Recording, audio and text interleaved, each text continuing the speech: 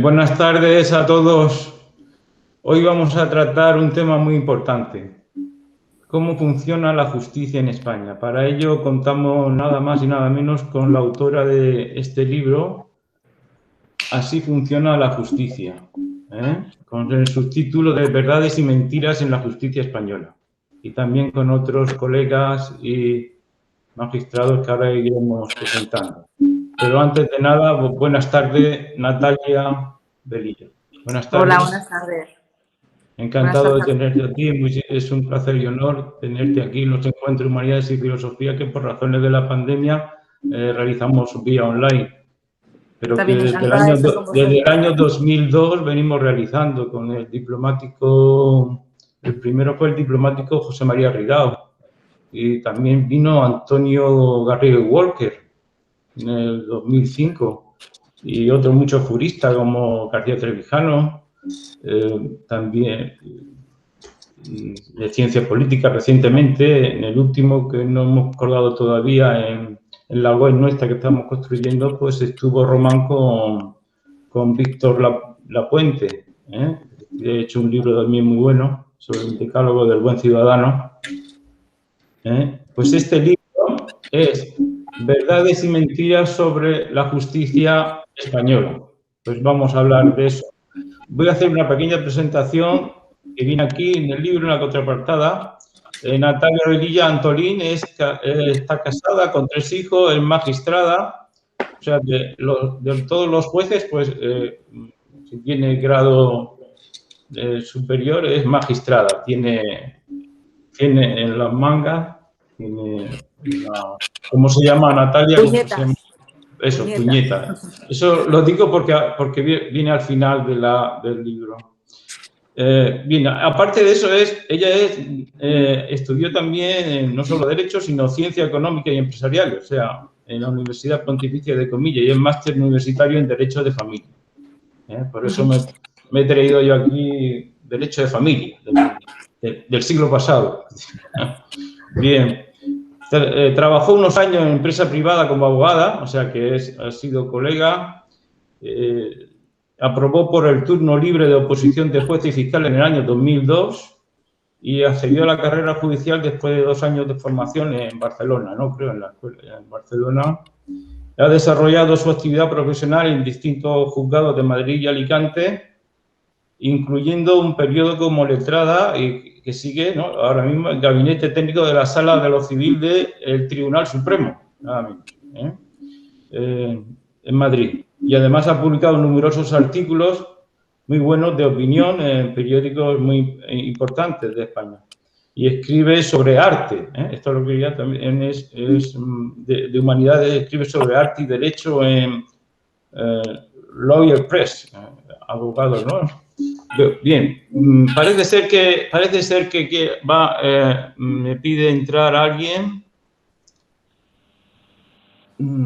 Sí, a ver. Buenas tardes, don Enrique García Chamón. Él tiene... Muy bien, conecta el micrófono. Sí. Hola, buenas tardes. Me oye, muy buenas tardes. Si me permite que le tutee, pues sí, Enrique.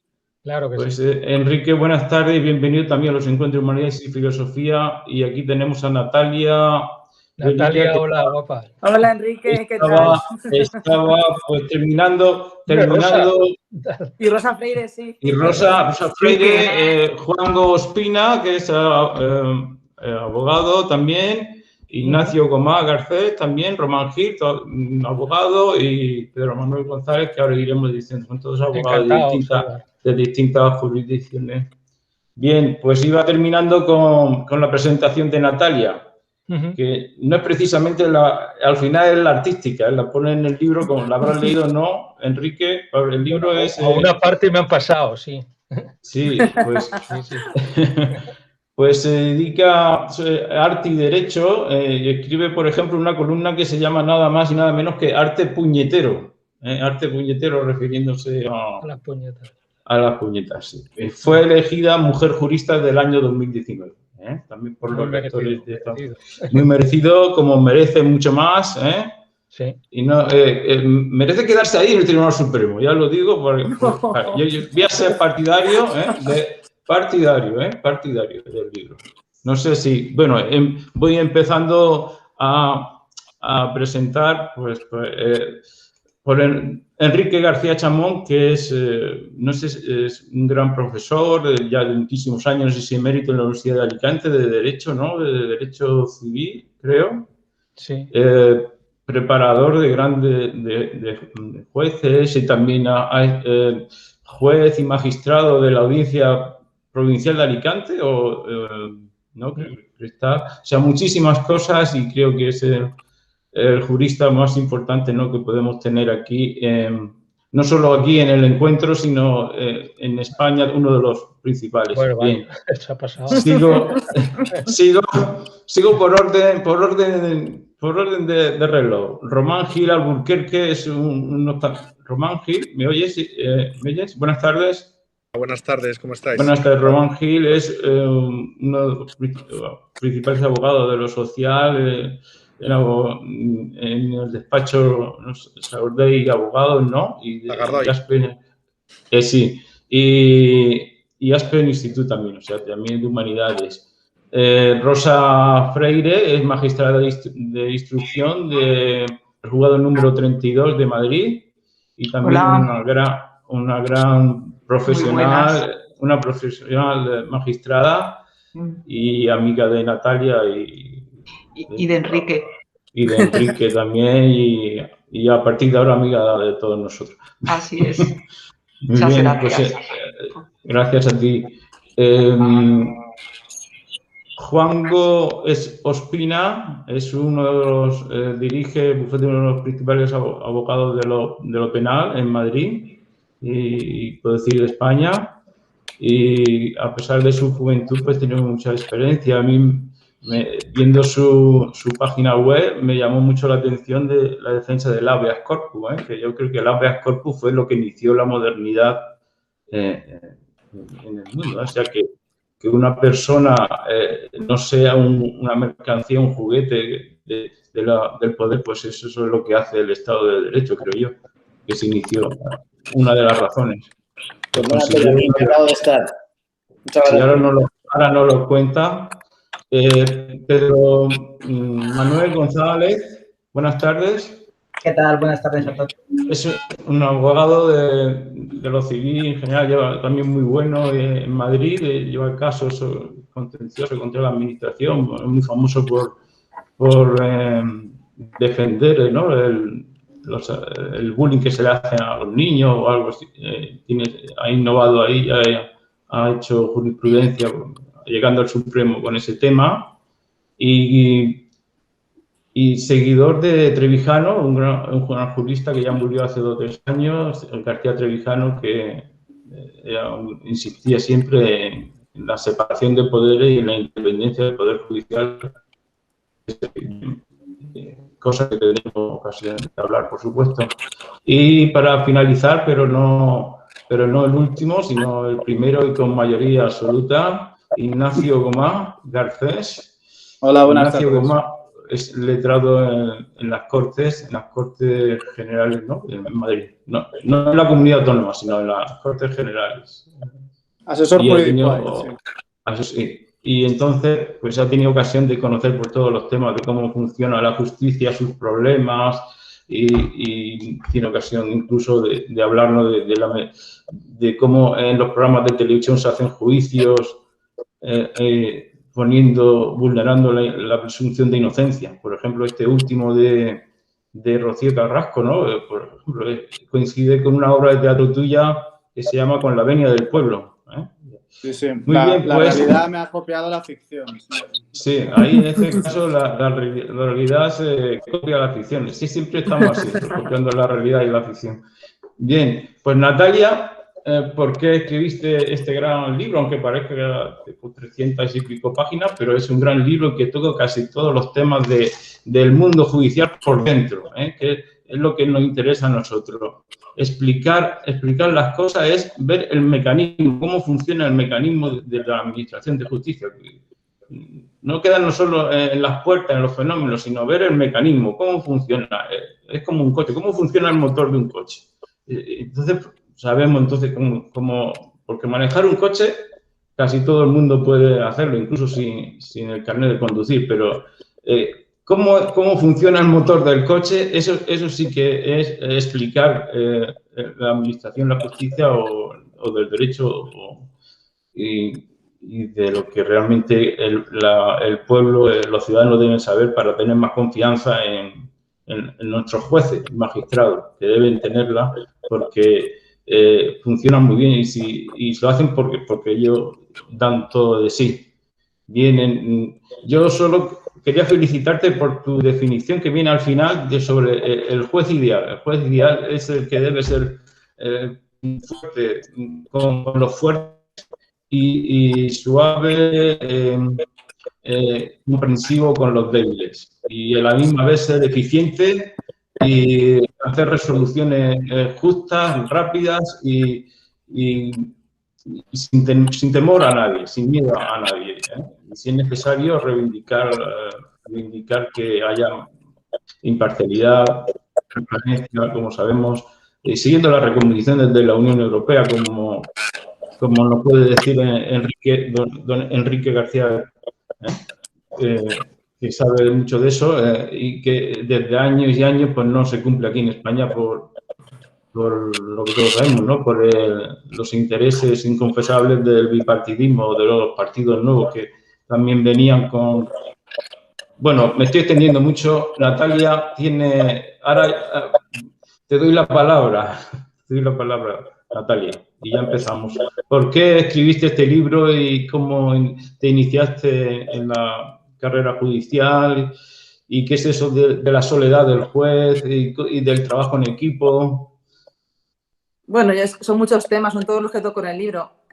Yo escribí este libro porque me contactaron. Es decir, yo no se me ocurrió escribir este libro, sino que me lo propusieron, porque llevo muchísimo tiempo en redes sociales, como otros tantos jueces y fiscales, no soy la única, hay muchísima gente que está en redes sociales permanentemente haciendo pedagogía de resoluciones judiciales. Especialmente, también lo cuento en el libro, hubo un boom en redes sociales de jueces explicando resoluciones a raíz de la sentencia de la manada. Yo creo que eso fue, ha habido muchas otras, pero esa fue la que más, digamos, llevó a los jueces a irse a redes sociales y empezar a explicar por qué se dictan determinadas resoluciones.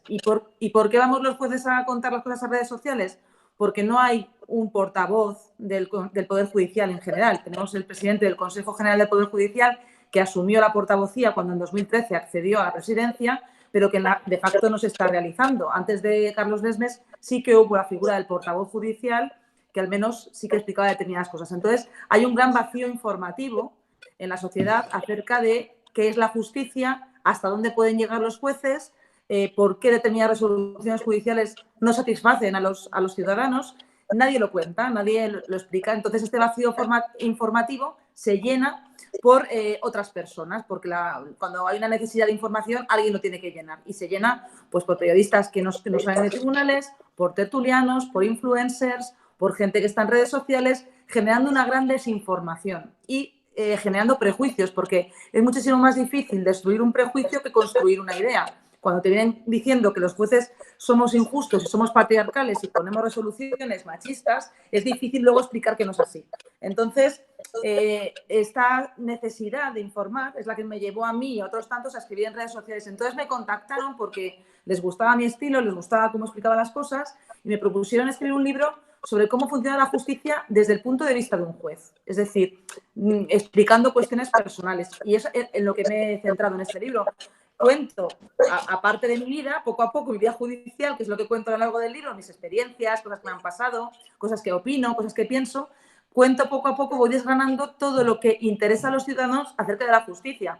Cómo se llega a ser juez, cómo ponemos una resolución judicial, cuál es el proceso de resolver, cuál es el proceso después de celebrar un juicio para un juez de poner la sentencia, si nos sentimos o no nos sentimos presionados, si nos sentimos solos a la hora de decidir, hasta dónde llega la justicia, porque la justicia únicamente soluciona el problema legal, pero no el problema social.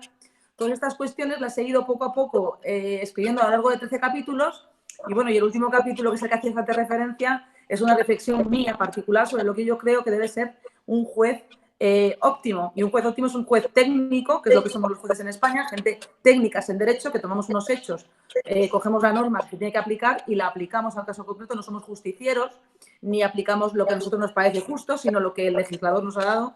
Es decir, somos técnicos en derecho y tenemos que ser eficientes, porque un juez demasiado farragoso que se tira horas y horas y días para aplicar resoluciones, pues a lo mejor no es todo lo útil para la sociedad, que sería a lo mejor alguien que es eficiente, que trata de resolver en un tiempo razonable. Y sobre todo lo que digo de que debe ser fuerte con los fuertes y suave con los débiles, en el sentido de que tienes que ser fuerte frente a presiones externas, tanto de poderes políticos como de a lo mejor abogados de grandes despachos que quieran a lo mejor presionarte para que resuelvas de una determinada manera, que eso también sucede. Tienes que ser firme y tienes que mantenerte en tu lugar, pero luego tienes que ser lo suficientemente empático como para saber ponerte en el lugar de la persona que tienes delante. No todo el mundo tiene tus oportunidades, tu formación, tu cultura, no todo el mundo tiene esa facilidad de entender lo que sucede en un juzgado, y hay que saber adaptarse a las personas que vienen y tratar de dejarte la piel por aquellos más desfavorecidos, que yo creo que es lo que hacemos la mayor parte de los jueces en este país. Entonces, de ahí nace este libro, de esta necesidad y de esta propuesta. Sí, también los abogados queremos eso siempre y queremos que se haga justicia. Enrique, quiero que sabe mucho de tus inicios para juez. Enrique, cuando quieras. Sí. Bueno, el tema de mi opinión del funcionamiento de dentro de la justicia. Bueno, vamos a ver, aunque sea un poco técnico, bueno, hay que empezar diciendo que todo el mundo tiene derecho a acceder a un juez. El artículo 24 dice, oiga, cualquiera que tiene un derecho o un interés, es menos que un derecho, un interés, y predeterminado, me reporta una ventaja o me impide un perjuicio, yo quiero ir a un juez y ese derecho está garantizado. Ocurre en la actualidad que la justicia es un derecho, pero no todos los asuntos necesariamente tienen que ir a la justicia. Es decir, que para la resolución de conflictos no necesariamente hay que acudir a la tutela jurisdiccional del Estado, sino que para la inmensa mayoría de los litigios que son disponibles para las partes, se puede llegar a su solución a través de ellos mismos. Por tanto, hemos de empezar ya con la cultura de que los asuntos se pueden solucionar sin necesidad de la mayor parte de ellos. No ocurre en el ámbito de lo penal, porque el proceso penal, la pena y el proceso están vinculados, esencialmente. No puede haber una pena sin que haya un proceso penal. Pero estoy refiriéndome a los 300.000 litigios que existen en España actualmente por los préstamos hipotecarios, o los 50.000 que existen por el cártel de los camiones, o los más de 100.000 que existen demandas por reclamaciones de pasajeros frente a las compañías aéreas. Todo esto tiene su solución al margen, se puede llegar al margen del ámbito jurisdiccional y es mucho más factible, más rápido. Con eso no quiero decir que trato de eludir, simplemente que hay que decirle a la gente que es verdad que tiene ese derecho a acceder a los tribunales, a la protección jurisdiccional, pero también existen otras vías distintas. Y este mundo de la crispación que estamos viendo continuamente de enfrentamientos, hay que tratar que la gente también sepa que se pueden conciliar las posiciones contradictorias siendo protagonistas las propias partes.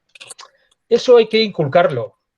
Y creo que gran parte de los que pueden ayudar a esta mentalidad, que supondría un descenso del número de asuntos y, por tanto, un desbloqueo de la actual litigiosidad, por cierto, que tiene una gran vinculación con la gran cantidad de dinero que hay paralizado en los juzgados ahora. Es decir, si la gente supiera el dinero que hay parado en los tribunales pendiente de decidirse, podría ser hacer cerca del 10% del Producto Interior Bruto. Es decir, estamos hablando de una barbaridad de miles de millones, la que hay, digo, en todos los órdenes.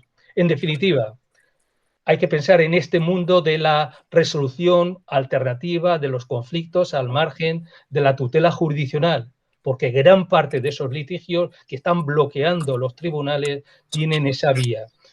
entre otras soluciones y otras posibilidades. Y acerca de lo del juez, estoy perfectamente de acuerdo, hay que ser técnico, y yo siempre digo, y con sentido común. Yo aún, perdonad el tecnicismo, pero aún me acuerdo de la pandectística alemana, que habían dos grandes representantes, que eran Bishay, que era la jurisprudencia de los conceptos, y Jering, la jurisprudencia de los intereses. Con Bishay llegabas tú, era como una suma de artículos, era como un mecano frío, y llegabas a una conclusión. Jering pasaba de los artículos y decía, vamos a ver, que fue el precursor de la sociología jurídica. ¿Qué intereses hay en conflicto? ¿Cuál es el interés que necesita protección? Pues bien, aunque a mí esto de ser ecléctico nunca me ha gustado, porque es como que estás en medio de los dos y adoptas posiciones contradictorias, me parece que esas dos cosas son muy importantes. Saber cuál es el interés necesitado de protección, y a partir de ahí, yo no te preocupes que articularé jurídicamente la solución. Por favor, ya no quiero decir nada más. Gracias. Sí, Enrique, pero ¿te ha gustado el libro, no? ¿Te ha gustado el libro de Natalia? ¿Te ha gustado el libro de Natalia? No lo he leído una parte porque hay algunos que me pasaron copia de las páginas del libro y algunas que me afectaban a mí personalmente, y la verdad que me ruboricé porque verme mi nombre ahí me da mucho apuro. Me da mucho he agotado Es que los no he ya podido lo ir a veo, Alicante. Tengo un ejemplar para Enrique, pero no he podido ir a Alicante. Ya, estoy Como estamos en seguro que confinamiento. será, bien, bueno, será muy bien tratado, porque ella es una mujer que tiene la cabeza y las ideas muy bien puestas. Me vaya a permitir que es que me ha dicho Ignacio que ha surgido un problema y va a tener que salir y quiere, claro, tomar la palabra antes de marcharse a 400 kilómetros, creo, me ha dicho que tiene que ir. Sí, no, Ignacio, pues lo que tú digas, lo que quieras, ya sabemos que hemos dicho no de lo de la obra de teatro tuya profética con la Venia del Pueblo, pero cualquier otro tema que quieras decidir, claro, y rotundidad, pues que muy bien, cuando no, quieras. quería simplemente aportar algo a la conversación a la medida de lo posible y comentar un poco el libro de Natalia que he empezado a leer. Quería haberlo terminado para hoy, pero como siempre se sabe, hay imprevistos y no he podido terminarlo, pero bueno, la conozco ya desde hace unos años, la sigo en los artículos que publica y creo que su visión es muy acertada, como algunas veces hemos intercambiado impresiones y en fin, el libro me está gustando mucho. Comparto también, me gusta lo que ha insistido Enrique en la necesidad de invertir en resolución alternativa de conflictos. Esto también lo hemos hablado nosotros en el grupo parlamentario y creo que es de mucho interés. Y bueno, nada, yo simplemente aportar la perspectiva del Congreso, que ahora mismo estoy trabajando como asesor jurídico en el grupo parlamentario. No sé si soy yo el que hace el ruido. Parece que sí, ¿no? Porque esto es Bueno, No sé, algún micrófono abierto. Cerramos todo y tú solo abierto. Vale, es que me luego el ruido no sabía si era yo, puede que sea yo mismo, ¿eh? Pero nada, simplemente comentar que la impresión, lo que he aprendido, digamos, en el grupo parlamentario en estos años, es que reformar el asunto de la justicia es muy difícil, porque no hay un consenso importante y lo suficientemente sustancial sobre las cuestiones más importantes que hay que reformar en el Congreso. Ya solo sobre una cuestión tan, a mi juicio, obvia como es el asunto de la independencia judicial, la necesidad obvia de destinar más medios materiales y humanos a la justicia, que siempre es tradicionalmente no solo el ministerio, sino la administración que menos dinero recibe. Ya solo en esas cuestiones es dificilísimo llegar a un consenso. Se ha intentado en la 12ª legislatura, en el año 2017, cuando se creó una subcomisión para reformar ampliamente la justicia, y en casi todos los problemas graves fue imposible llegar a un acuerdo. Las noticias que, a mi juicio, se han sabido en los últimos años son muy nefastas, desde una pretensión de reforma del acceso a la carrera judicial que no se sabe muy bien a qué criterio responde, pero que preocupa.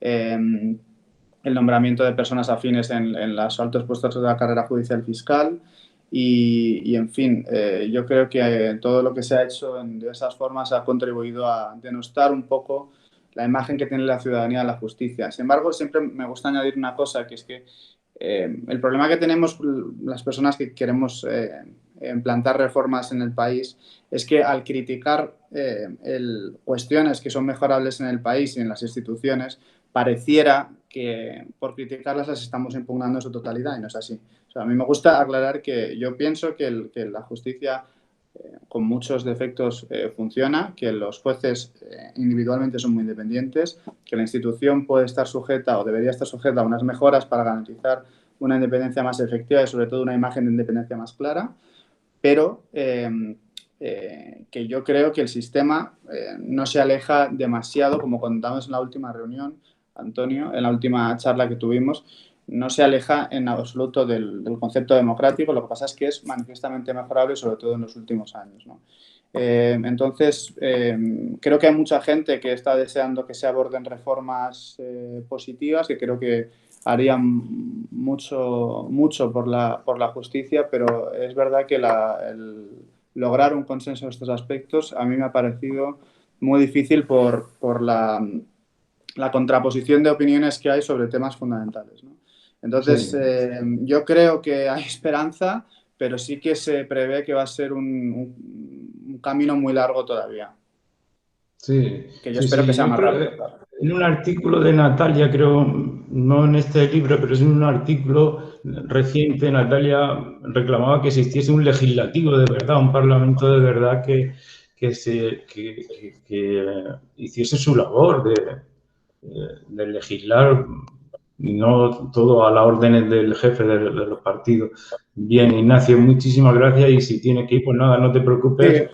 Sí, me voy a ir, os voy a escuchar durante un rato, pero voy a estar haciendo cosas. Bueno, si vamos a hacer intervenciones más breves y así podemos hablar de más cosas y mejor. Y bueno, una de las cosas de los capítulos del libro de Natalia es que todos los jueces no se dedican a meter a la gente en la cárcel, y de eso nos puede hablar también pues Rosa Freire o Juanjo Ospina, quien queráis, pues abrir el micrófono y hablarnos de eso, porque los jueces no se dedican solo a meter a la gente en el trullo. Pues si quieres, Rosa, empiezas por diferencia, y así te rebato.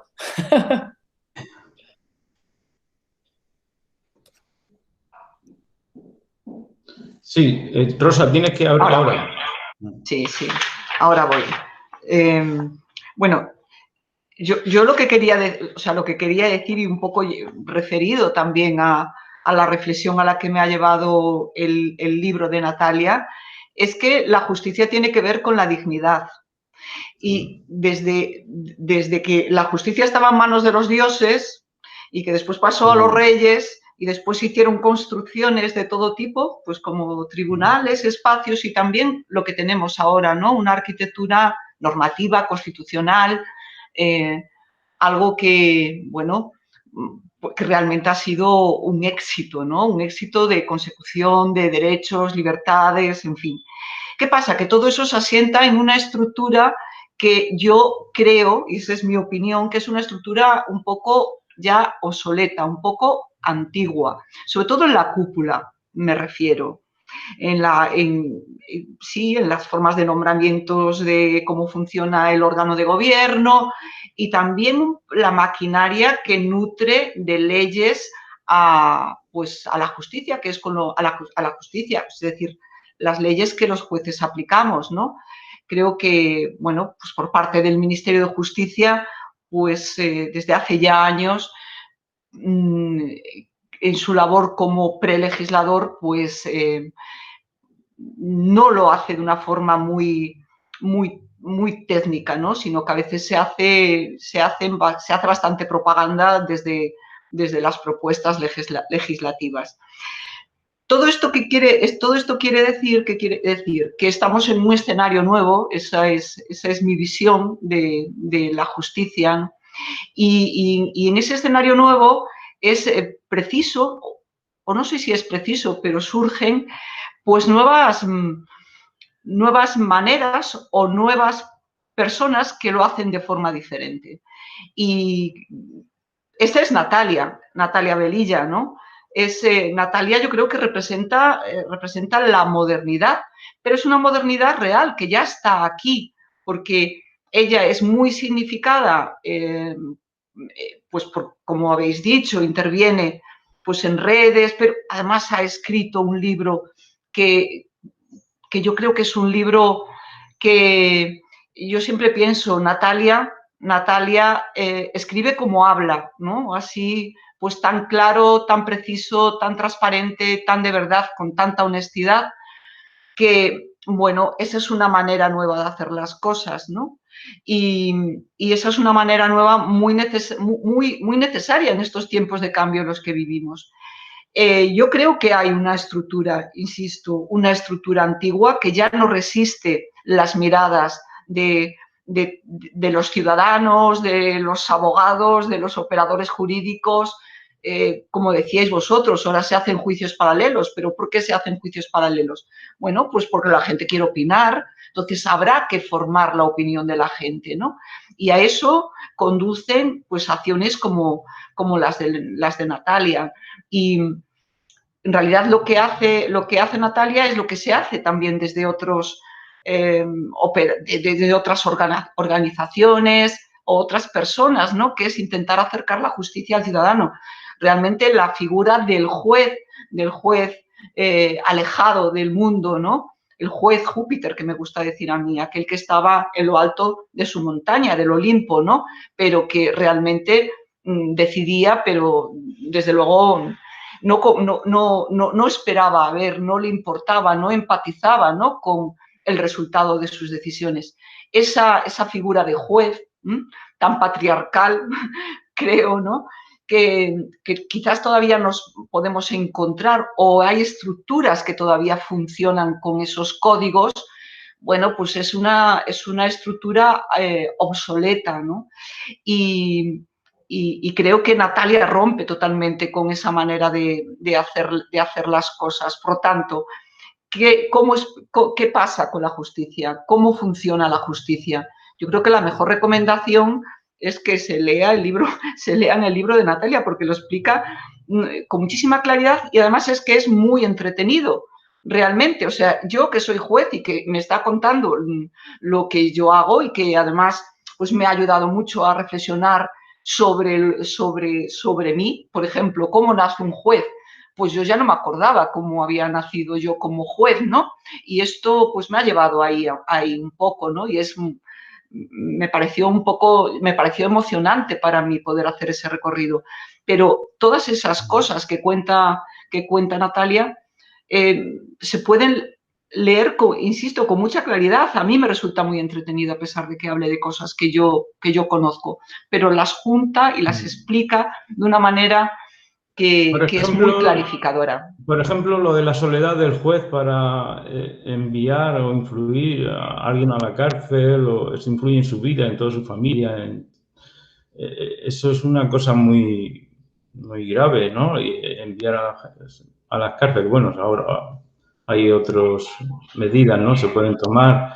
Pero es cierto eso de la soledad porque el trabajo es en equipo, no solo con el secretario de juzgado, que se llamaba antes, ¿no? El letrado de la Administración de Justicia, se llama ahora, ¿no? Pero con todos los colaboradores que hay en el juzgado, realmente hay un momento de soledad con tu conciencia del juez, sabiendo lo que va a hacer el supuesto, sí, o se hace mecánicamente, o hay algunos asuntos que se hacen mecánicamente y otros no. A ver, absolutamente. Yo creo que Natalia lo explica muy bien. No sucede quizás en todos los casos, porque es verdad que nosotros somos jueces técnicos y tenemos criterios, ¿no? que vamos haciendo servir en casos que de alguna manera se adecúan a otros casos similares donde tenemos ese criterio de ingresar en prisión, pero que aparte de esos criterios jurídicos o técnicos, pues hay que valorar o sopesar las circunstancias personales que son, como su nombre indica, personales y por tanto individuales, ¿no? Y es verdad que no digo que suceda en todos los casos, pero hay un momento en el que tú estás sola para tomar esa decisión, el equipo ya no funciona para eso, la decisión depende únicamente de ti. Y es verdad que hay veces que pesa mucho, ¿no? Yo, además, creo que Natalia utiliza en su libro la palabra densidad. Es un peso que se nota, ¿no? Y eso, pues existe y claro que sí que sucede. Porque tú decías, Antonio, si se hace de forma burocrática, yo creo que hasta ahí no hemos llegado, en los casos de prisión, que sea absolutamente burocrático. Esperemos que no. Siempre pesa la persona que está al lado, enfrente, pesan sus circunstancias, las que se ponen sobre la mesa, y se hace una valoración y se toma una decisión. Y se toma una decisión que tiene todo ese peso, nada más y nada menos, y que no olvidamos, afortunadamente, y como tú dices, ojalá no olvidemos. Justa. Bien, pero Juan Gómez Espina, cuando no te dan la razón a tu cliente, pues, ¿qué piensas del juez? ¿Qué piensas del juez? Bueno, pues para no perder un poco el hilo, felicitar a Rosa María Freire por sus palabras. Comparto con ella 3 cuestiones que ha dicho al inicio de su intervención. Por un lado, la falta de transparencia en la elección de los vocales del Consejo General del Poder Judicial. Yo iría un poco más allá, ya que estamos en un debate de humanidades. Haría una reflexión, transparencia en prácticamente todos los nombramientos y también para nosotros los abogados por el turno de reparto. Es decir, llama poderosamente la atención y no quiero sembrar la duda. Los jueces decanos y todo eso. ¿Perdón? No, jueces decanos y todos esos repartos que se hacen. No solo jueces decanos, pero digo, cuando nosotros turnamos una denuncia en la Audiencia Nacional, me gustaría saber cuál es, que sea público. Oiga, mire, va a caer en el Central 1, en el Central 2, en el Central 3. No, que llama poderosamente la atención que cae en el Central 4, pero curiosamente por turnos de reparto luego acaba en el 5 y luego casualmente acaba en el 6. Esto a mí no me gusta. En una democracia de calidad y de excelencia, yo quiero que tengamos una justicia de la máxima calidad, pero en todo su abanico. Es decir, transparencia en los nombramientos de los jueces en las instancias judiciales más altas, pero también quiero transparencia en los repartos de las denuncias desde abajo, porque también es parte de la garantía del check and balance o de la separación de poderes. Mira, Rosa María, también me quedo con una idea tuya, las leyes. Yo creo que uno de los grandes problemas de la Administración de Justicia de España son las leyes arcaicas de 1882. La autora del libro, Natalia Velilla, lo plantea aquí en su libro, el cual aprovecho ya para felicitarle, porque Natalia es una persona muy valiente. Creo que hay que reconocer la labor que hacen todos estos jueces que tenemos, influencers, de intentar hacer una crítica constructiva de los problemas que tenemos en la Administración de Justicia, que no es difícil, pero trayendo a colación lo que decía Rosa María Freire sobre la dificultad de nuestras leyes. Tenemos unas leyes que impiden que haya una justicia, de nuevo, de calidad. Tenemos unos jueces, y si yo rompo la lanza, la justicia funciona por jueces como Natalia, por jueces como Rosa María, que todos conocemos los que estamos en Plaza de Castilla, por jueces valientes, por jueces humanos, y aunque Natalia dice en su libro que no todos los jueces, ¿no?, de lo penal llevan casos chic, ¿no? Bueno, yo me quedo más con los casos que sí lleváis del día a día, de los zapatos de los ciudadanos, los justiciales, que os ven como verdaderos héroes cuando acordáis unas medidas cautelares, cuando suscitáis la declaración de uno, o imputáis al otro, o llamáis a aquel testigo, practicáis una diligencia de investigación. Yo creo que el gran problema de la Administración de Justicia y para avanzar no son nuestros jueces. Yo creo en lo general, como en todo, hay a veces ovejas negras, pero creo que si la justicia de España funciona por jueces que tienen una integridad moral muy fuerte. Y te haría un matiz, Natalia. Has dicho al principio jueces que buscan la ley con un análisis técnico, y también me quedaría con justos. Yo quiero un juez justo, y ahí incluyo lo que decía el profesor Enrique García con sentido común, ¿no? No funciona nuestro sistema pues cuando pones una querella. A mí me ha pasado y tarda un año en que se admita trámite. Me ha pasado en Plaza de Castilla un año. Entonces viene el cliente y cambia de abogado porque no entiende que hayan tardado un año en admitirla a trámite. La justicia no funciona con un híbrido, que habría que abrir un debate serio sobre quién investiga en la justicia penal. ¿Investiga el juez instructor? A mí me encantaría que el juez instructor y ahí os tiro la pelota, Natalia y Rosa María, fuerais más detectives, ¿no? Pero también dais lo que dais y al fin y al cabo, pues el que investiga es las unidades de policía judicial adscrita o las unidades de policía. La Fiscalía, se plantea ahora que investigue la Fiscalía. No creo, sinceramente, que sea la solución porque hay un refrán muy bueno y todos los que somos papás y mamás ya lo sabemos, ¿no? Lo que funciona, no lo toques. O sea, la Fiscalía, que no investiga en su vida, salvo en la Audiencia Nacional, ahora van a investigar todos los delitos de España, que nos cojan confesados, ¿no? Y me lo tomo un poco sarcástico porque en menores que sí investiga la Fiscalía, cuando llegamos los abogados defensores a solicitar diligencias de investigación, mi experiencia es nefasta, porque en el proceso penal de menores con la Fiscalía investigando, estas son las lentejas, te las tomas o las dejas. Señor abogado, este es mi expediente que yo, señor fiscal, he elaborado. Si a usted le gusta, bien, y si no quiere conformar, vaya a discutirlo usted al juzgado de menores. No creo que eso sea tampoco la solución. Y abriría también una línea de debate. ¿Dónde está el abogado investigador? Porque aquí todos los legisladores, como decía Ignacio Goma antes, la justicia es un tema muy difícil, pero yo nunca escucho al abogado investigador. Y ya lo he dicho en algún otro foro, Natalia ya me ha escuchado. Yo creo que en España, por desgracia, sí que hay inocentes en prisión, pero no por jueces, que son buenos o malos, no.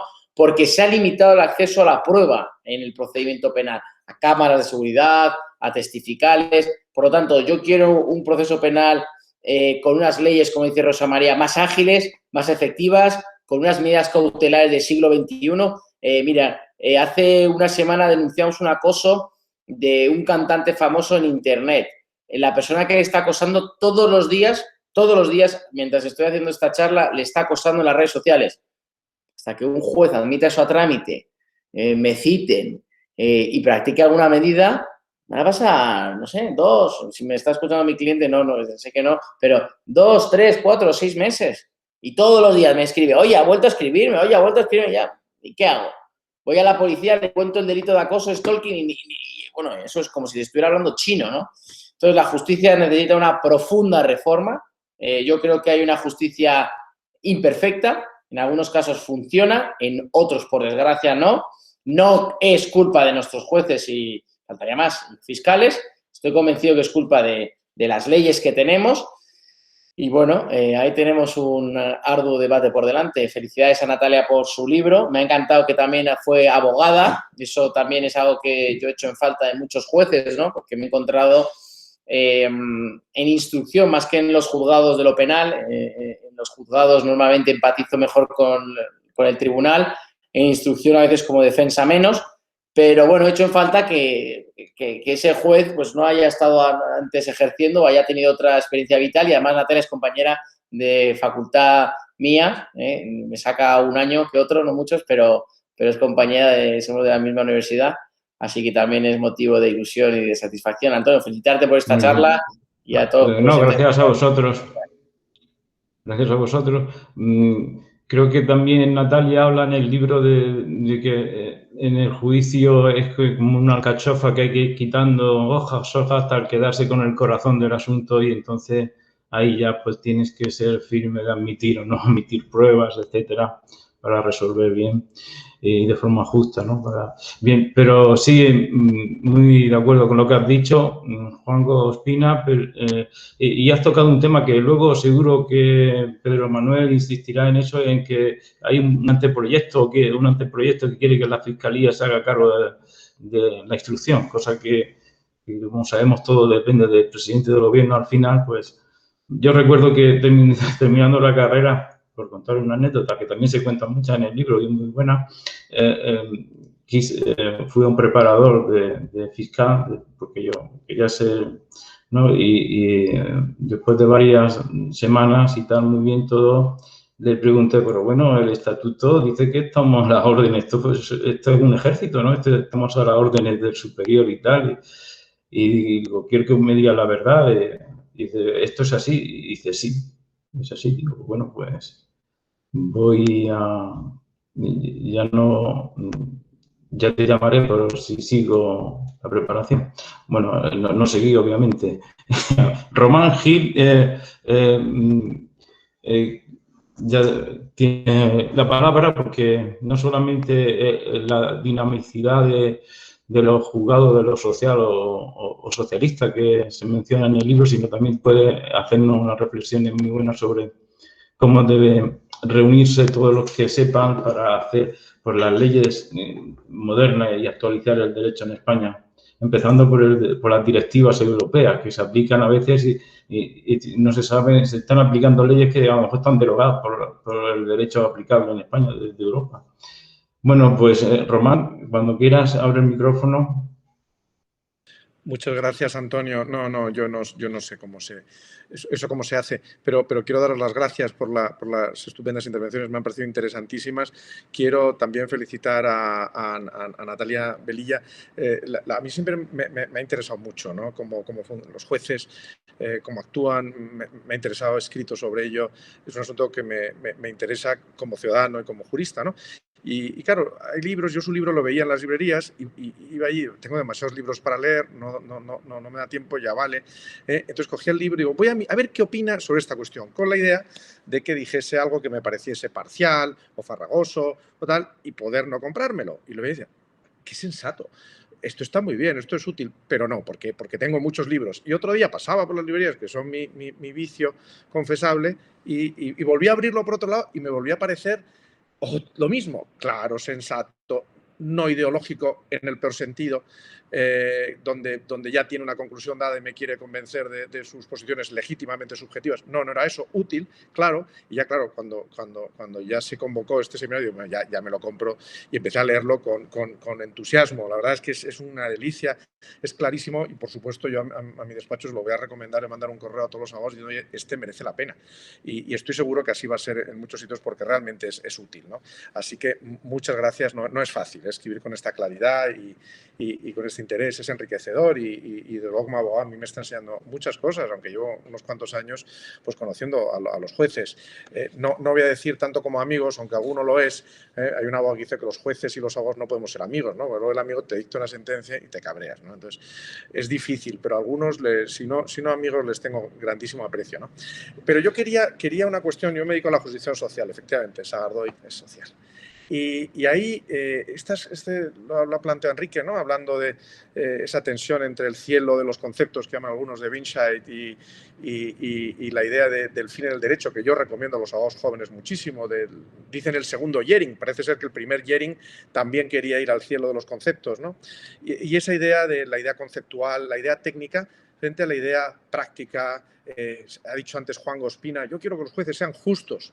Bueno, yo no sé si quiero decir que alguien que no quiere que un juez sea justo es una provocación, pero yo no quiero que un juez sustituya su idea de la justicia, sea la que fuere, de un juez talibán y que, o sea, igual no me gusta porque igual no soy talibán, ¿no? Esta idea de la justicia y en la jurisdicción social, donde hay un enorme componente ideológico y una división. El otro día, un libro que ha publicado otro magistrado que dice cómo pensamos los jueces, recién publicado, muy caro, por cierto, muy interesante, pero veo jurisdicción social, dice la jurisdicción social lo que hace es defender los intereses del trabajador. Hombre, yo pensaba que lo que se hace es aplicar el derecho donde también las empresas tienen que organizarse y tienen que cumplir estas reglas y tienen ciertos... Es decir, no quiero hablar, pero esto que se ha dicho del sentido común y lo técnico, sobre esto os quería preguntar, ¿no? E indagar algo más. Por una parte, yo creo que el juez tiene que respetar la ley dada, eso es una obligación democrática, por supuesto, siempre que sea conforme a la Constitución y si no debe elevar la cuestión de inconstitucionalidad. ¿Hasta qué punto? Pero por otra parte entiendo lo que ha dicho Enrique y es que y también lo dice Natalia en el libro, me parece que hay algo de ese fin en el derecho, de qué pretende la norma de sentido común a la cual no podemos alejar. ¿Cómo se maneja esa tensión, sobre todo cuando nos encontramos con la ideología? Y sobre todo cuando nos encontramos con ideología organizada a través de asociaciones judiciales. Yo no puedo olvidar como laboralista cuando una de las grandes asociaciones judiciales dijo que no iba a aplicar la reforma laboral del 2012 porque le parecía que era un ataque a los derechos de los trabajadores. A mí eso me ofendió, pero a lo mejor yo estoy de acuerdo con ellos, pero hombre, tienes que cambiar la ley o tienes que llevarlo al constitucional, no lo puedes sustituir. Entonces, entendiendo que lo hacen desde una emoción profunda, que se lo creen, que es su ideología, entonces esa idea entre seguridad jurídica, entre respeto a la democracia, entre sentido común, ¿Cómo se equilibra? Natalia sé que lo dice en el libro, lo dice con mucha prudencia, como siempre, habla de que cree que generalmente los jueces no son ideológicos. Esa es mi experiencia personal. Yo me siento en buenas manos en el 85% de los casos que voy o el 90%.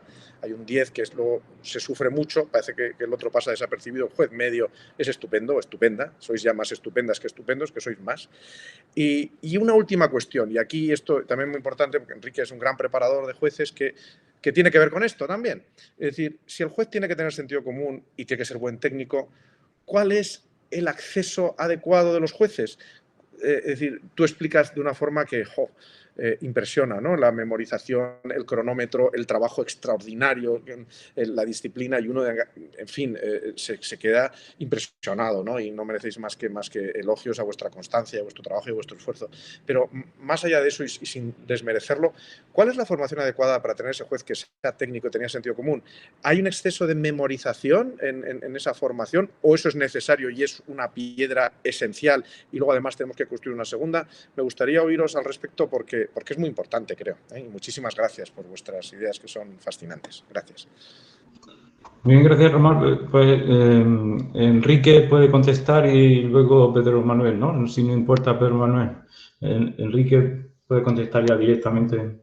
Bueno, bien, en la forma de preparación, lo que hay que buscar siempre es la objetividad a la hora de seleccionar y seleccionar a los mejores.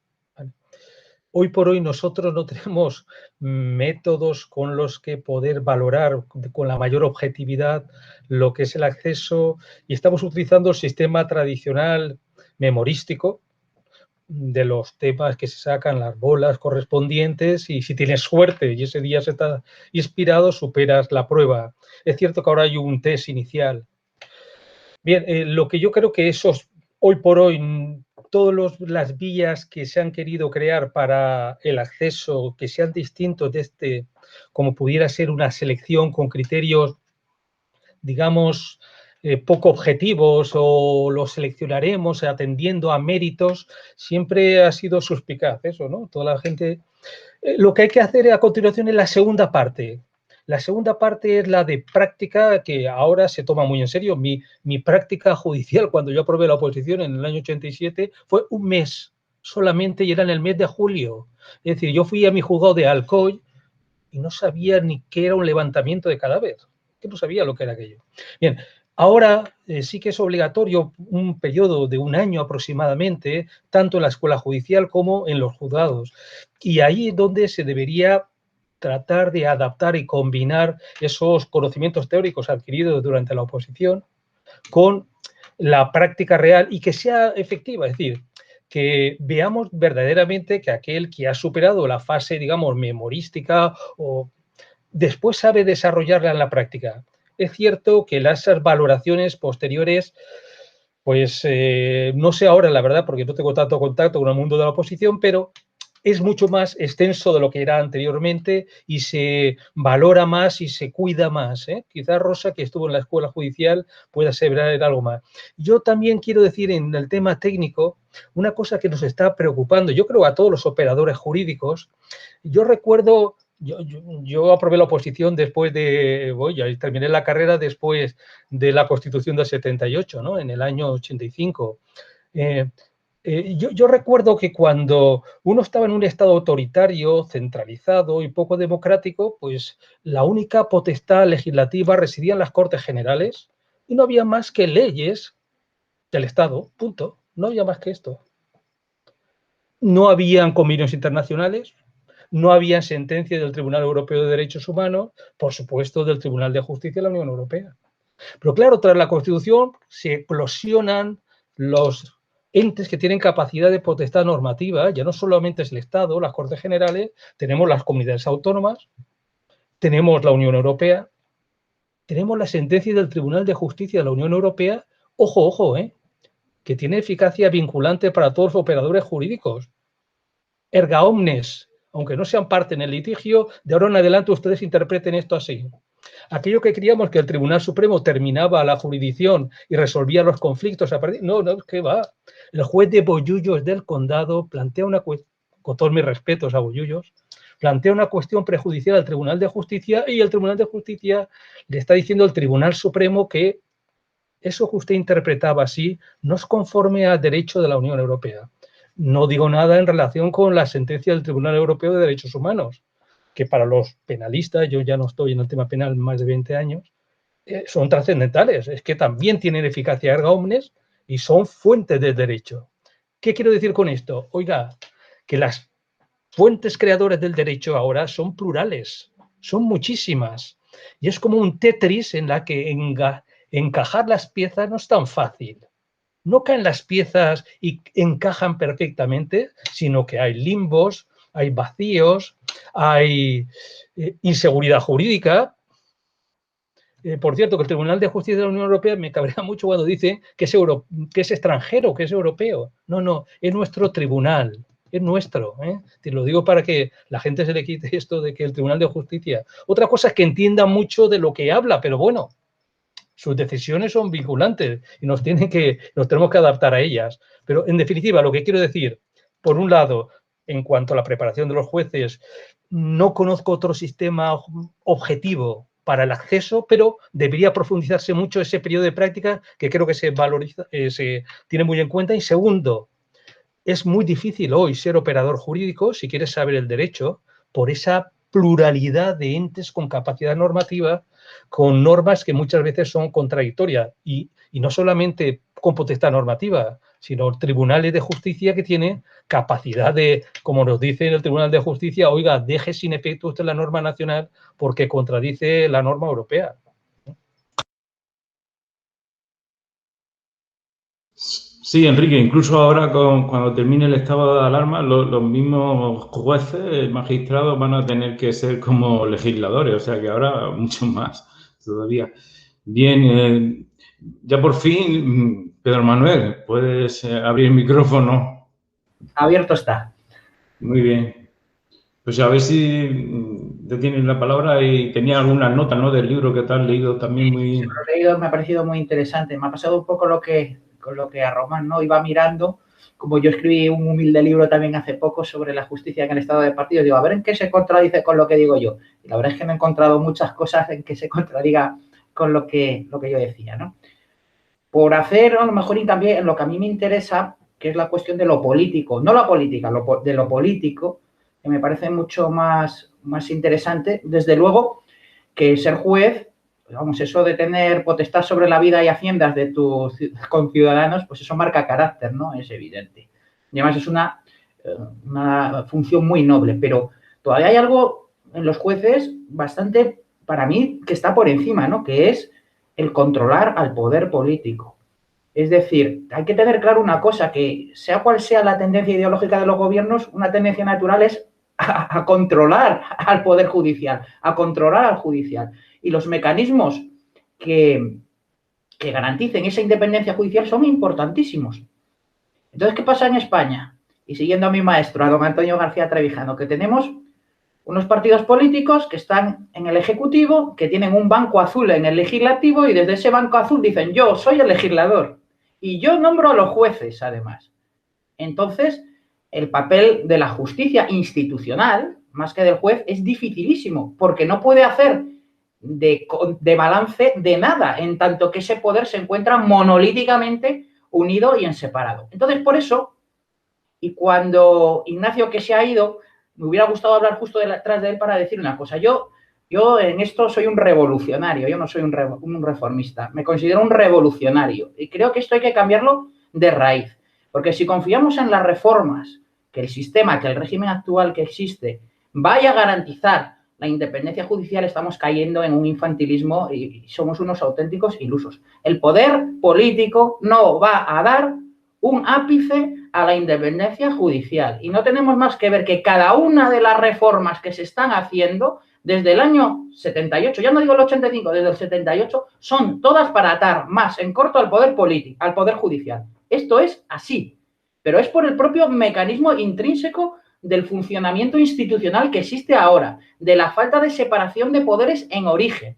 Porque en origen, ojo, no hablo de división, porque con Franco también había ahí unas cortes, unos procuradores en cortes, había un gobierno que gobernaba y había unos jueces que también dictaban sentencias. No, no, no, no, no. Yo me refiero a otra cosa, al poder, a la separación de los poderes en origen, en origen. Y mientras eso no suceda, el Poder Judicial no va a poder controlar al poder político, que es lo que realmente a mí me preocupa. Y que cada vuelta de tuerca, cada reforma que vaya, esto es como la película esta muda del que se coge la corbata con el rodillo y que le da una vuelta y le vuelve a coger otro poco más y cuando se da cuenta ya está pegado. Pues esto es un poco lo que ocurre con las reformas judiciales.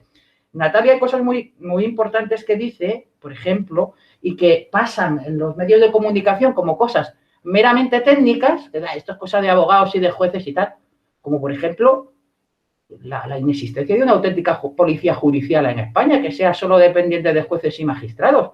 Pero habéis visto el caso del Faisán, por ejemplo, recientemente también ahora.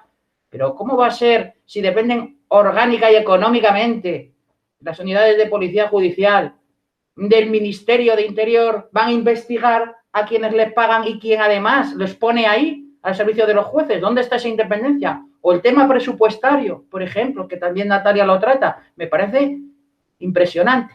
Y digo, y a lo mejor va a decir, qué barbaridad, mientras exista un Ministerio de Justicia, la justicia no puede ser independiente. Esto es así.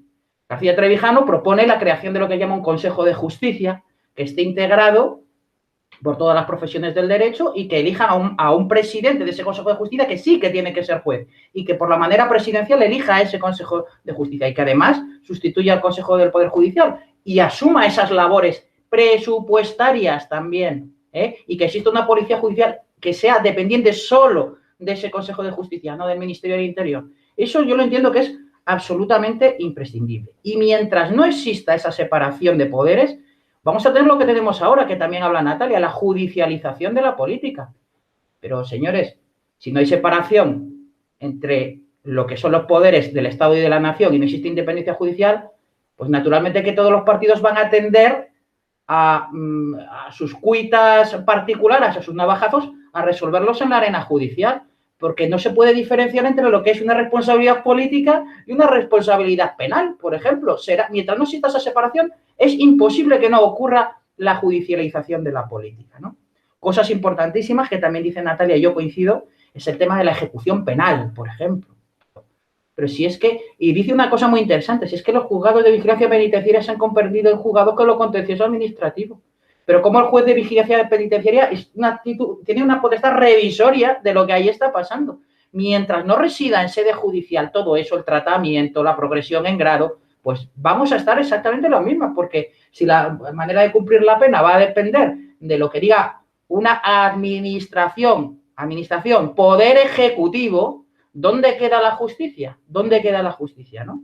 Todas las reformas van a ir en ese sentido, a peor. Hablábamos antes, la huelga, lo que ha pasado, el derecho a los jueces. Pero ¿cómo no va a tener derecho a la huelga a los jueces? Pero si no se les prohíbe en ningún lado, o es que vamos al revés, a lo que no está expresamente permitido, está prohibido. Eso es otro lazo más de dependencia. Las comunidades autónomas, pues nada, es ponerle otro eslabón más. Venga, otra atadura presupuestaria, por si fuera poco, ¿no? Con lo del Ministerio de Justicia, ¿no? Esto es básicamente yo lo que he visto aquí. Por eso ninguno de los principales partidos quiere cambiarlo, pero si es que, como también dice Natalia, es muy jugoso el pastel. A ver, pero ¿cómo van a renunciar a eso? El tema que también decía Juanjo, el tema de la instrucción, pues naturalmente, pero esto no es una cuestión de eficiencia, es que si le damos la instrucción penal a una institución que dice defender, y que yo no lo dudo, el interés público y el derecho, pero que se encuentra basado en los principios de jerarquía y subordinación, y pues, ¿de quién depende la fiscalía, no? Que preguntaba aquel. Pues yo lo veo bastante claro. ¿Qué va a ocurrir? Que le vas a dar la oportunidad de ver hasta dónde llega la instrucción penal al propio poder político, ¿no? Y entonces yo creo que esto es lo importante de todo. Que lo que se está haciendo ahora mismo y toda reforma es para hacer una apariencia de imparcialidad, pero no para la imparcialidad, que es lo realmente importante, ¿no? Todo es, vamos a parecer que somos independientes, pero no. Todo lo que se hace legislativamente es para atar más al Poder Judicial como poder, que por cierto, en el artículo 117 y siguiente de la Constitución, ahí se habla de la independencia de quién, en plural, jueces que son inamovibles, independientes, todo en plural. O sea, está reconociendo las virtudes del juez, ojo, pero no la independencia del Poder Judicial de manera institucional, que eso no existe en la Constitución española. Crea un órgano ahí, que es el Consejo General del Poder Judicial, que ya sabemos todos cómo está controlado y cómo se nombra sus cargos, ¿no? Entonces, esto es a mí lo que realmente me preocupa y lo que realmente, en cuanto a los jueces, yo creo que el apoyo de la sociedad civil y el reconocimiento, desde luego, a la hora de administrar justicia entre los particulares, ahí está y es incuestionable. Pero a mí lo que me preocupa realmente es la independencia institucional de la justicia y esa función más importante de los jueces, que es controlar al poder, que yo creo que eso es la función jurisdiccional más importante, más todavía que administrar justicia entre los ciudadanos. Muy bien, Pedro. Bueno, Juanjo Fina os manda un abrazo, que ha sido un grato honor estar con vosotros, pero un cliente le está ya llamando que si no lo atiende lo va a matar. Bueno, Natalia, en el libro habla mucho de cómo se eligen los vocales del Consejo General del Poder Judicial y cómo se hace tan mal y por qué esos vocales no se enfrentan con esa designación a dedo de los partidos, aunque solamente sea del legislativo.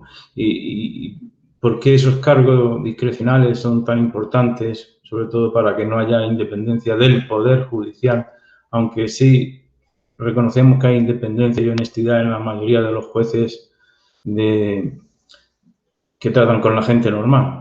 Parece ser que hay una especie de españoles que son los políticos o quien sea, que parecen que están como aforados y que son intocables y una de las maneras que utilizan es esa para controlar los vocales y así los altos tribunales.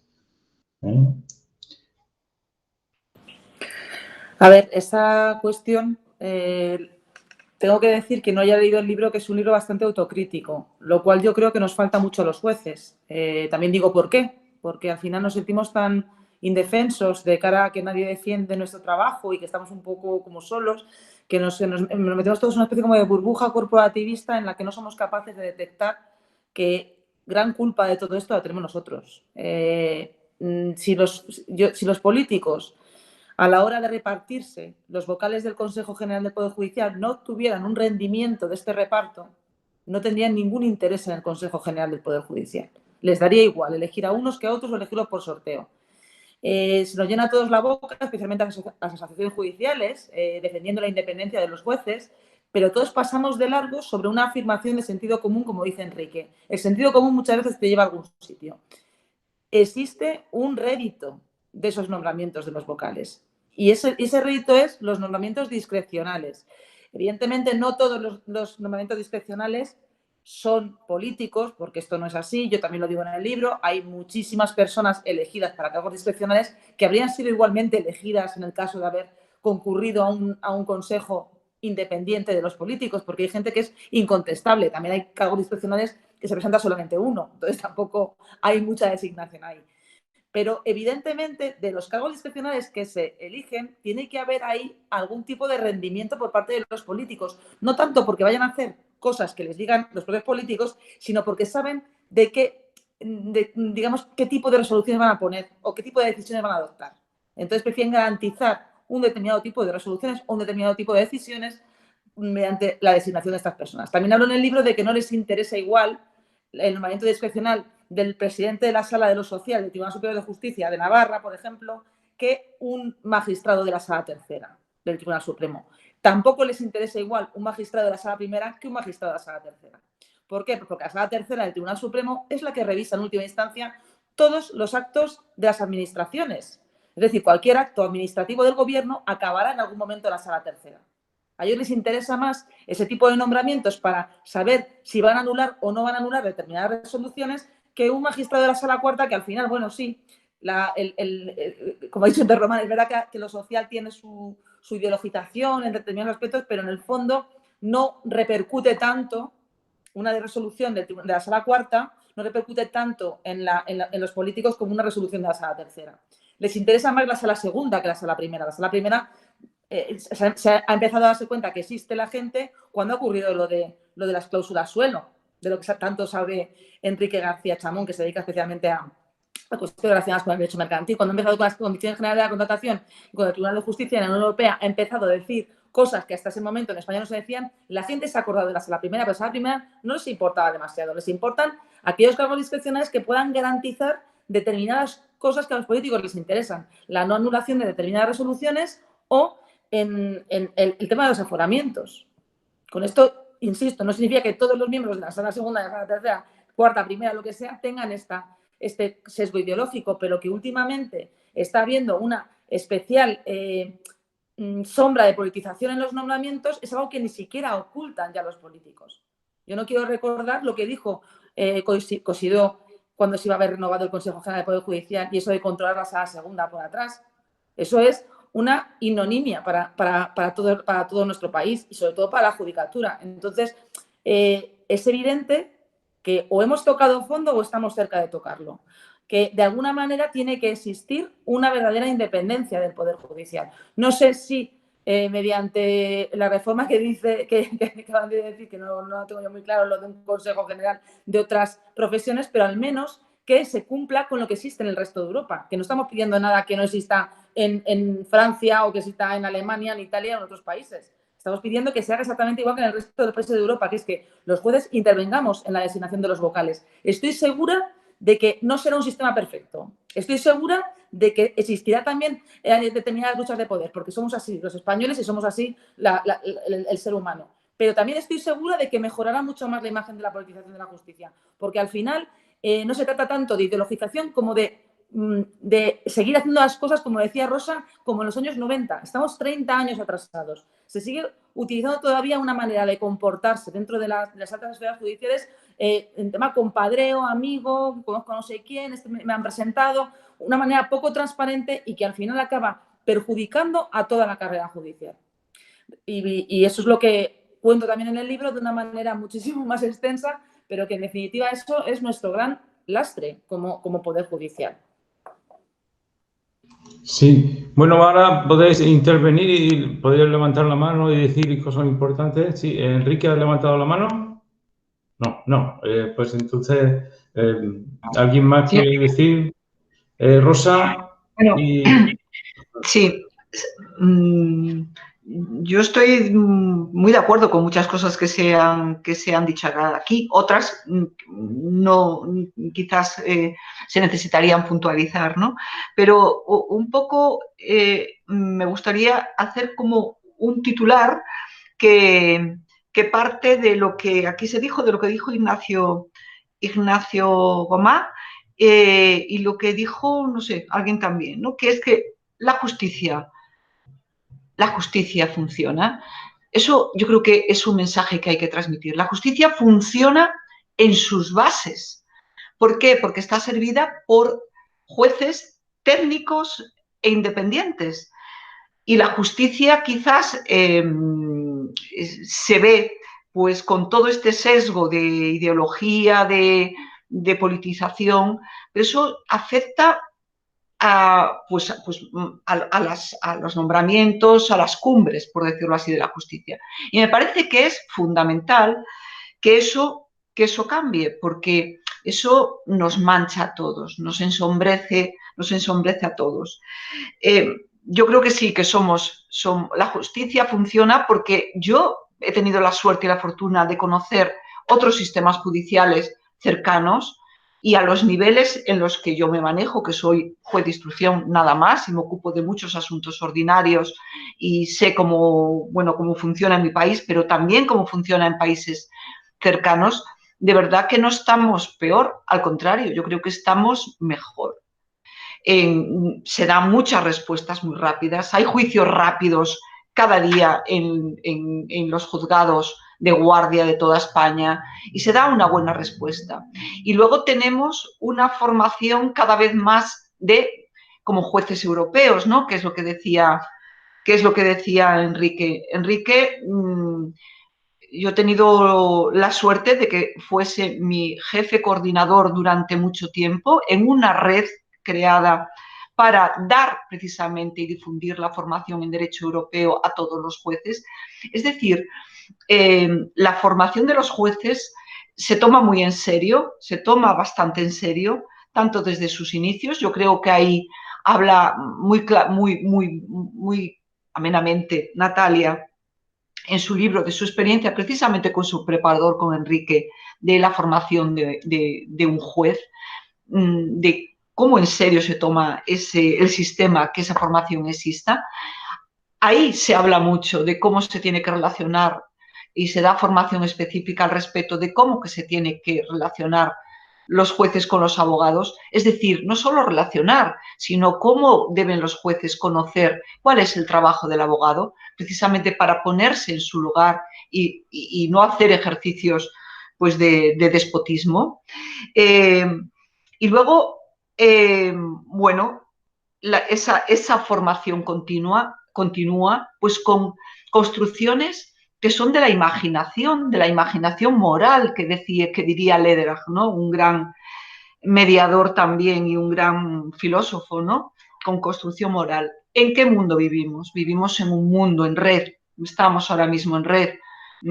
Bueno, pues vamos a construir redes de auxilio, redes en que cooperemos entre nosotros, es decir, estructuras que son mucho más informales que otras estructuras formales que ya pues no resisten muy bien el paso de los tiempos, ¿no? Que era un poco lo que quería decir antes, aunque no sé si me he enrollado un poco.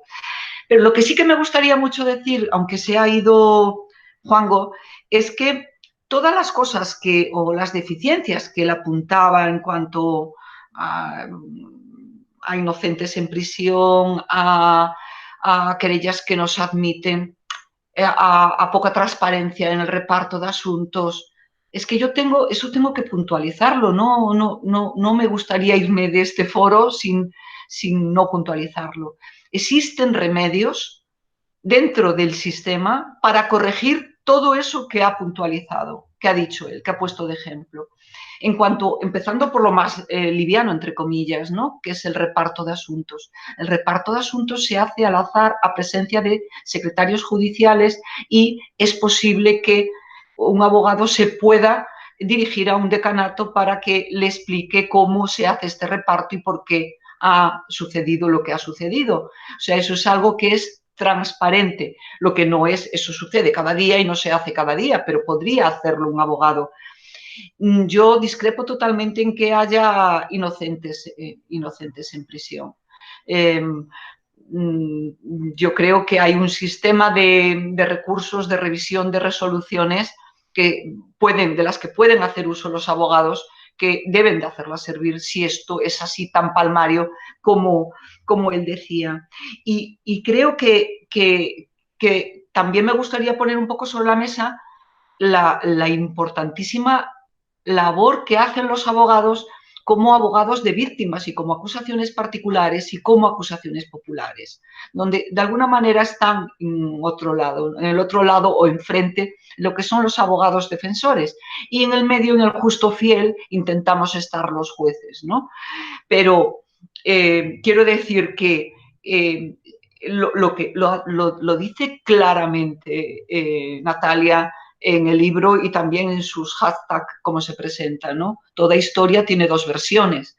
Entonces, no hay solo una versión de un abogado defensor, que es una visión de parte, y tampoco hay una única visión que es la de la otra parte, la de la fiscalía o de las acusaciones particulares o populares, sino que el juez lo que intenta hacer es una alquimia tomando como base las resoluciones judiciales. Y yo lo que quiero decir, creo que estamos suficientemente formados para eso, pero necesitamos que no nos manchen de arriba, ¿no? Y que se respete de verdad la independencia judicial. Yo creo que, no sé si lo decía Román o lo decía Pedro Manuel, totalmente de acuerdo, que se respete de verdad, de fondo, en origen. No que se digan palabras que quedan muy bonitas, pero que luego están contradichas por las actuaciones que todos conocemos, ¿no? Sí, muy bien, sí. Yo creo que inocentes no hay en la cárcel, pero, salvo errores, ¿no? Como cita también Natalia Dolores Vázquez, si acordáis que la acusaron por ser lesbiana, ¿no? Y al final encontraron al asesino de la chica. Hay que corregir todos esos errores y sobre todo y la importancia de la cultura judicial en los ciudadanos, ¿eh? ¿Alguien quería poner? Sí, Pedro. Sí, esto de la cultura judicial en los ciudadanos. Es que yo, vamos, lo de los planes de estudios, de verdad que cada vez es más sorprendente. A ver, se enseña de todo, pero es que un chaval de 12 o 13 años, o sea, yo creo que saber lo que es el matrimonio, las obligaciones que conlleva, saber que cuando va a comprar una barra de pan está haciendo un contrato de compraventa, ¿no? Cuando se sube a un autobús, ¿qué es lo que está haciendo? Pues es que de eso nada. O sea, yo de eso nada. Es que no os olvidéis que al final la justicia, bueno, ya decía Montesquieu que el judicial no es un poder, o si es un poder presque nul, ¿no? Casi nulo. Los poderes para Montesquieu son los poderes políticos, el legislativo y el ejecutivo. Pero a estos, como decía antes, es que no les interesa demasiado todo esto, ¿no? Entonces, si estás en la inopia, si no sabes cuando vas a firmar una hipoteca, qué es lo que vas a firmar, y luego los juzgados se tienen que meter a decir si es que aquello estaba claro o no estaba claro, pues muy mal vamos, ¿no? Y yo creo que los planes de estudio sería elemental que hubiera una asignatura y una aproximación por lo menos al derecho. O sea, que decir, porque es algo tan esencial en la vida de cada uno que yo, el Estado, en realidad, si para algo está en esto, es para más que para educar, que eso uno tiene que ser educado en casa, para instruir. La instrucción pública, como ahora les cambian los nombres a los ministerios, ahora es el Ministerio de Instrucción Pública debe quedar fatal, ¿no? Que se llamara así. Pero esa instrucción pública es absolutamente necesaria. Y si eso no es así, pues claro, luego se supone que todos tenemos que conocer las leyes que nos rigen y no solo eso, y cómo se producen esas mismas leyes, que a lo mejor si supiéramos también cómo se producen esas mismas leyes, a lo mejor alguno pues también salía por algún registro que inesperado, ¿no? Como cuando uno piensa que meter una lista de un partido pues está eligiendo al presidente del gobierno y está en unas elecciones legislativas de las que a su vez sale el ejecutivo y estas cosas, ¿no? A lo mejor alguno se llevaba alguna sorpresa con eso y eso tampoco conviene demasiado.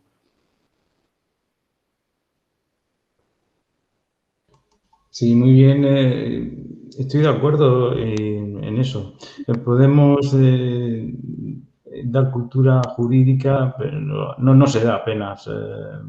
Se va por otro lado. Y sobre todo yo me sorprende la cultura de derechos. Todo derecho, todo derecho. Y los deberes que sin deberes no funciona la sociedad ni funciona el derecho. El derecho no solamente son derechos y hacer, hay deberes que hay que cumplir, o si no. No sé si Román, en el derecho social, ¿no? En caso de duda, a favor del obrero. Nada. Yo eso está escribiendo ahora sobre esa cuestión, lo publicaré, ya no pretendo que nadie lo lea, ¿no? Pero creo que tenemos un problema técnico ahí que el artículo 7 de la Constitución dice que patronales y trabajadores defienden los intereses que les son propios y el Constitucional ha dicho que eso es una interpretación en conflicto, contradictoria, con lo cual las leyes nacen ya con la academia y con jueces comprometidos haciendo interpretaciones desde el primer momento contradictorias, entonces la tensión es más fuerte que en otros órdenes constitucionales, pero en absoluto creo que esto sea una cuestión de gran interés. Sí quiero hacer un poco de publicidad a favor de un libro que se va a publicar muy pronto del catedrático que falleció de COVID al principio de la pandemia, de Antonio Hernández Gil, hijo, que es un libro de más de 1000 páginas sobre los deberes. Es la gran obra de su vida y pronto espero que la podáis ojear, a ver si me pasa como a mí con el libro de Natalia, sobre lo que estos son 1100, con lo cual llevará meses hasta que alguien decida adquirirlo. Espero que se haga, pero efectivamente yo sí quería, lo que ha hecho Rosa no puedo estar más de acuerdo, funciona bien, tiene muchos problemas, lo que está por las alturas, la politización y esa lucha entre los poderes, pues es algo que quizá toma más el foco de lo que es el trabajo diario de tantísimos jueces que hacen de verdad lo mejor, están bien formados y generalmente yo creo que hacerlo mejor de lo que lo hacen de media no sería fácil, estando francamente mal pagados para el trabajo que tienen, que esa es otra, de la que no se habla mucho comparado con los jueces alemanes o con los jueces de... Pero bueno, pasa igual con nuestros médicos, ¿no? Otros magníficos, mal pagados, excelentes profesionales y que este país le debe mucho a unos y a otros. Así que yo sí que creo que ese mensaje que da Rosa, yo querría, sin perjuicio de esos problemas y esas tensiones políticas que son obvias y que antes ha dicho Ignacio Goma algo muy importante, lo ha dicho entre líneas, pero claro, en el Parlamento yo he estado cerca de algunos que luego han sido importantes jueces o que lo son ahora mismo, incluso miembros del Tribunal Supremo, que han defendido que el Poder Judicial tiene que estar sometido al poder político y consideran que eso es un imperativo democrático. O sea, que eso es un debate que es muy potente y que eso de que los jueces tienen que controlar al poder político, pues alguien te dice, oiga, no, que a mí me han elegido los ciudadanos. Y, o sea, eso es un debate de otro. Pero yo sin querer entrar ahí creo que es una de las instituciones en general que con lo que hay mejor funciona. Y que el libro de Natalia lo explica muy bien. Así que yo querría acabar por mi intervención, ¿no? Puesto que el tema de nuestro encuentro es alrededor del libro de Natalia, pues de verdad animar a su lectura y decir que va a clarificar muchas cosas, también con la autocrítica a la que se ha referido, ¿no? Pero al final pues es una institución que yo creo que funciona bastante bien y mucho más teniendo en cuenta los recursos limitados de los que dispone.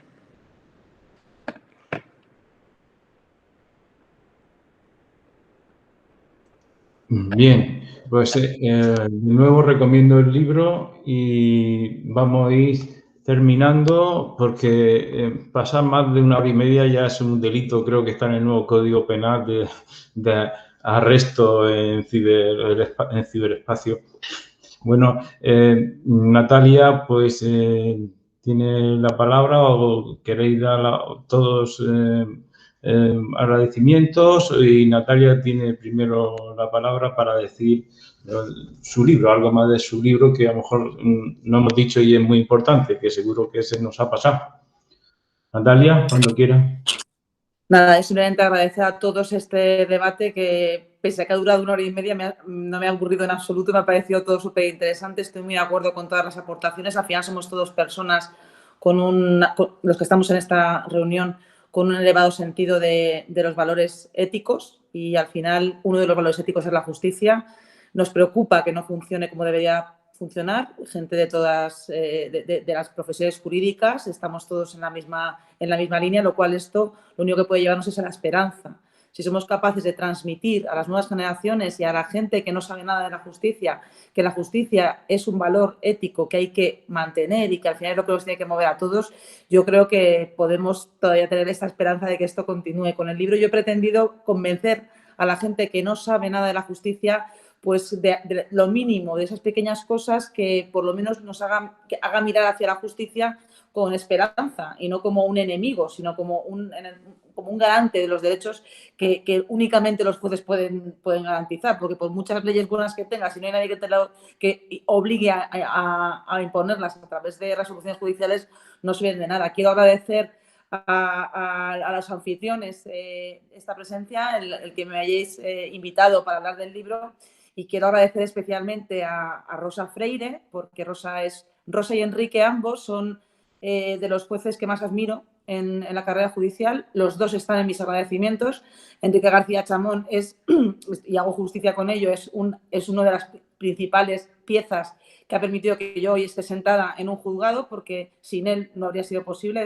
Fue mi preparador y un grandísimo preparador, el mejor que pude tener y que además consiguió que lo sacase en muy poquito tiempo porque es una persona muy tenaz, muy trabajadora y con mucho método y con mucho sentido común y no fui la única. Fuimos en ese año 2002, aprobamos 5 personas y yo creo que llevaba 7 opositores, ¿no? Pues aprobamos 5 con esta con esta ratio de aprobados, Enrique era, vamos, era una especie como era el Brad Pitt de los preparadores. Es decir, todo el mundo quería preparar con Enrique, de ahí que luego al final tuviera que dejarlo porque estaba tan en serio que le absorbía mucho el tiempo. Pero bueno, yo tengo que agradecer mucho a Enrique, él es el factotum principal de que yo sea juez.